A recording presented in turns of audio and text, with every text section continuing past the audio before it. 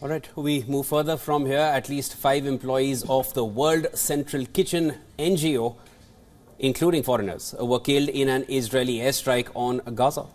Now, as per Gaza officials, those killed in the incident in Deir al-Balah included citizens of Poland, Australia and Britain, as well as one Palestinian. Israeli forces left Al-Shifa hospital in Gaza City on Monday after a 2-week operation. Special forces detained hundreds of suspected Palestinian militants and left a wasteland of destroyed buildings with access to Gaza's biggest hospital severely restricted. The Israeli and Palestinian versions differed sharply. The video taken by the WHO in Gaza City showed dozens of people standing around wrecked structures. A section of the courtyard has been turned into a mass makeshift grave. Palestinian officials called the raid on a hospital treating severely wounded patients a war crime. And on the other hand, Israeli officials said special forces units conducted a targeted strike against a Hamas stronghold deliberately located among vulnerable civilians. Thousands of Palestinians, 6,200 according to the Israeli military, had been sheltering in the complex, one of few locations in the north with some access to power and water.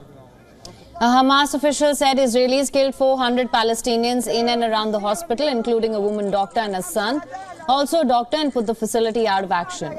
Hamas and medics deny any armed presence in hospitals. Israeli military spokesperson Daniel Hagari said the site had been turned into a major operating center by the Palestinian groups Hamas and the Islamic Jihad.